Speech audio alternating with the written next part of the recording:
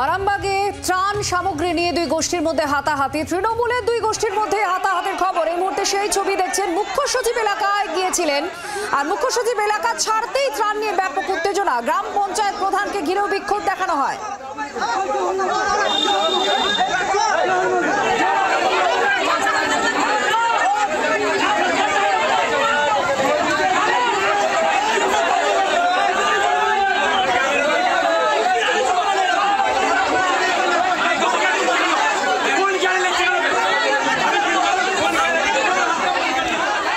দিব্যেন্দু সরকার আমাদের প্রতিনিধির সঙ্গে আছেন। দিব্যেন্দু, মুখ্য সচিব মনোজ পন্থ তিনি গিয়েছিলেন, তারপর এলাকা ছাড়তে এত ক্ষোভ কেন ত্রাণ নিয়ে? কি হয়েছে তৃণমূলের দুই গোষ্ঠীর মধ্যে?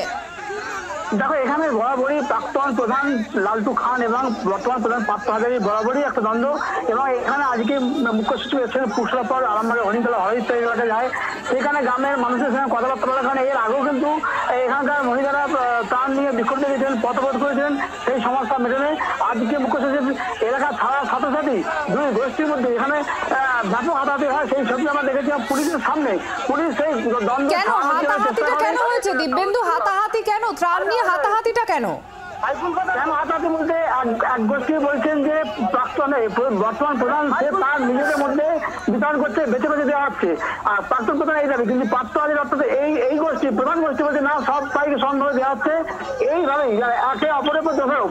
প্রাক্তনের অভিযোগ তারা বর্তমান প্রধান নিজের গোষ্ঠীদের ত্রাণ দিচ্ছে, আর বর্তমান গোষ্ঠী বলছে না, সবাইকে দেওয়া আছে। এই যে একটা অভিযোগ, দুই অভিযোগের মধ্যে দুজনের উপস্থিতি কিন্তু হাতাহাতি হয় এবং দুই প্রধানই কিন্তু এই এলাকায় হাজির আছে। এবং যে দেখা যাচ্ছে যে পুলিশ আছে, মুখ্য সচিব সেই মাত্র এলাকা ছাড়লেন, তখনই কিন্তু দুজনের মধ্যে হাতাহাতি হয় এবং মানে ব্যাপক খুব উত্তেজনা সৃষ্টি হয়। কোন রকমের পুলিশ এই হাতাহাতি ছাড়াতে হিমশিম খাতে খেয়ে যায়। আমরা দেখেছি যে ত্রাণ বন্টন করা হচ্ছে বেছে বেছে, স্বজন পোষণের অভিযোগ, ত্রাণ পাচ্ছেন না সকলে, সমবন্টন হচ্ছে না, এই অভিযোগে মূলত এই গন্ডগোল তৈরি হয়। আর খুব উল্লেখযোগ্য যে বিষয়, মুখ্য সচিব খোদ সেখানে গিয়েছিলেন, তিনিও কিছুটা ত্রাণ দেন, তারপরে তৃণমূলের দুই গোষ্ঠীর মধ্যে গন্ডগোলে হাতাহাতি।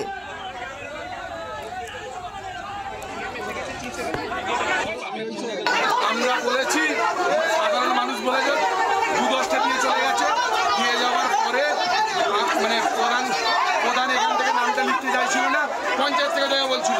আমরা সেটা বলেছি যে আপনারা কাজ করুন, কুপন দিয়ে মানুষকে ছেড়ে দিন, দুদিন পরে মাল দেবেন, একদিন পরে মাল দেবেন। ত্রাণ দেওয়া হচ্ছে না, ছবি তোলা হচ্ছে। কোনটা আসল উদ্দেশ্য? গরিব মানুষ খাক, ছবিটা না। গরিব মানুষ খাক, আর গরিব মানুষ আজকের দিনে গরিব বড়লোক সবাই অসহায়, তারা একটা তিরপল আনতে এসছে, মানে তাদের সঙ্গে এই দুর্ব্যবহার করা যাবে না। বাংলার আওয়াজ, বাঙালির আবেগ, জি 24 ঘন্টা।